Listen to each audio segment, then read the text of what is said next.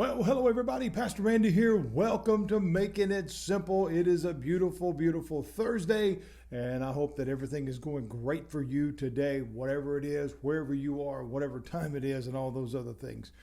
We've been talking about, since the beginning of the year, delivered. What does that mean? We take our passage from the book of Colossians, and it said we have been rescued from the power of darkness. Now, when we begin to look at the broadness of that statement, the word rescued in the way that it's written there means you've been offered the opportunity to be. And then we look at the word power of darkness. What is that? What does that speak of? Because we have darkness, the realm of that, the absence of light, and all these other things that we can categorize darkness as. But then we hear that it is affiliated, is connected to the word power. I want us to look at that a little bit more today. What does that speak of? Now, I've talked about darkness in many of my lessons simply because it's a real thing.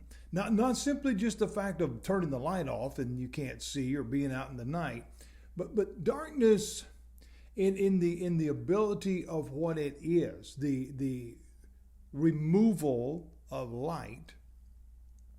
Darkness has the ability to hide stuff.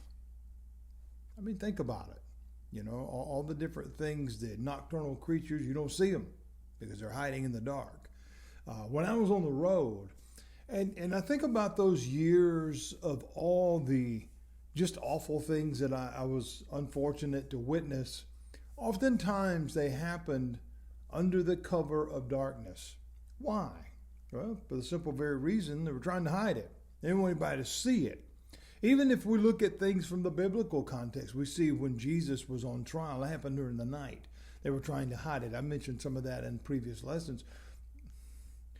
Darkness, though, when we look at it from a physical state, is one element. But there's another one. And this is where power comes in. See, if I go and turn the light off where you can't see me on this camera, that has no power over anybody. But darkness from the emotional state, darkness from a mental place, from a spiritual place, that darkness speaks of hopelessness. That darkness speaks of lost, aimless, no direction, giving up, no hope, all those different things. And many people are trapped in that place. The Bible speaks of utter darkness. In other words, the ability to no longer be in the presence of the light. Here's the thing. If we never have light, and I mean we're totally in the dark at all times, physically, it impairs our vision. It hurts us. It impairs our senses. It ultimately affects our health. In nature, plants and flowers, and even in creatures that live in utter darkness, it impacts them as well, whether it's physically in a growth sense or the inability to grow, inability to see. There are creatures at the bottom of the ocean, they say, that's in the darkness that they can't see.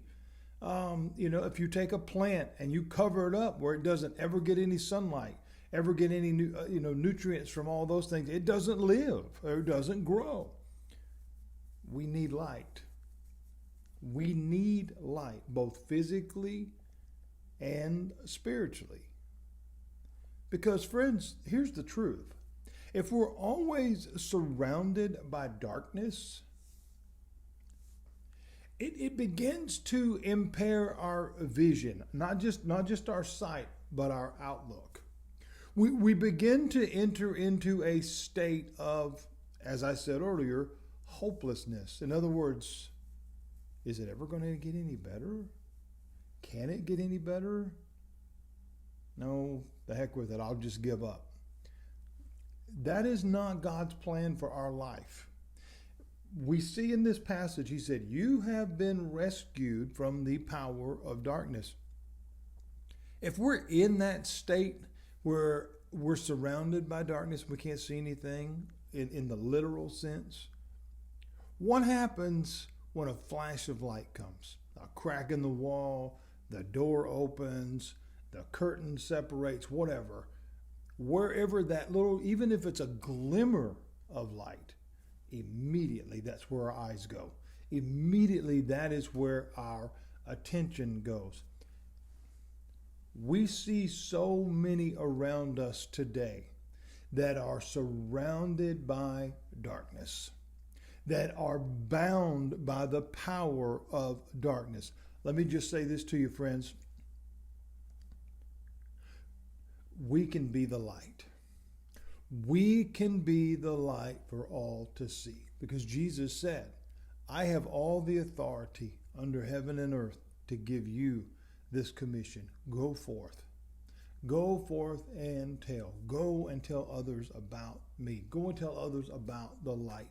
They don't have to stay where they are. You see, the power of darkness, it's powerful. There's no question about that.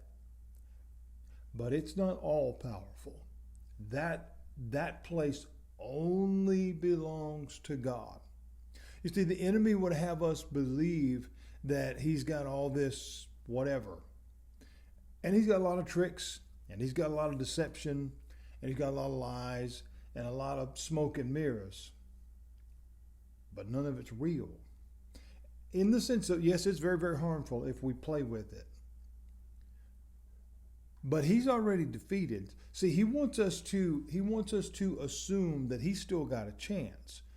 But he was defeated at the cross. So everything that he presents in the darkness, everything that he presents of, hey, just bow down and follow me and I'll give you everything, it's all a lie, because he has no authority to give anything. And so Jesus says very, very clearly in John chapter 3 that people loved the darkness rather than the light. Well, what was he talking about? Well, at that moment, he's speaking about those with bad intent, those that want to do wrong things morally, ethically, and every other kind of way. But he's also speaking to those that are trapped in the darkness. They become comfortable in that because they ultimately believe the lie that there's no way out. But that's a lie. There is a way out, and his name is Jesus. We have to understand. And here's our responsibility as believers, and I want you to hear this. Our responsibility as believers, because of who we are in that, because of whose we are, we belong to him. If we've given our heart to Christ, we belong to him. Because of that, we are now equipped. What does that mean? We have the ability to do what God has asked us to do. We have the ability to win this battle. See, friends, there are many people today that are trapped in a place of darkness. There are many people today that feel like, I can't get out, I'm stuck. And it could be all kinds of different things, an emotional battle, an addiction battle, all kinds of places. And God is saying to us today, you don't have to stay there. Paul writes in his letter in Ephesians chapter 5 and verse 8, he says, for you were, past tense, were sometimes darkness. In other words, it was very real. That's where you were. That's the place that you were at. But always changes the context of the conversation, right? Every single time. So he's saying, but there's another side to this. Here's the answer. Now, so we're moving from past tense to present tense. Now, are you light in the Lord? Walk as children of light. Friends, as we're wrapping up another week here at Making It Simple, as we've been talking about being delivered, here we've got it right here. If we have given our hearts and lives to Christ, regardless of where we were, we need to look at where we are. And he says here, you are light in the Lord. Here's the question. Are you letting your light shine? Many of us, especially from my generation and beyond, we remember as kids going to Bible school during the summer, week or whatever it was, singing all the little kid songs or whatever. And one of the ones that I remember, and it actually it has been used in different contexts for old gospel songs and whatever. This little light of mine, we'd put our finger up, and this little light of mine, I'm going to let it shine, not going to let, Satan blow it out, cover it up, all those different little motions. Are you letting your light shine today? Someone around you is trapped in the darkness. Someone around you believes that that's the only place that they can exist because there's nothing else. There's no hope. You go be the light. You let them see that hopelessness and aimless and directionless and all these other things to give up and quit are all lies. They're not true. We don't have to do that. That is not God's plan for our life. There are many that are held in bondage. But remember this, friends, the light of Christ overcomes darkness every single time. You have been rescued from the power of darkness. Will you receive that today? And will you go let your light shine? Somebody's life just might get changed. God bless you. Lord willing, I'll be back with you for the next episode of Making It Simple. Probably Monday, but we'll see how that works out for tomorrow. But God bless you. Until then, I look forward to being back with you. Thank you for joining me today.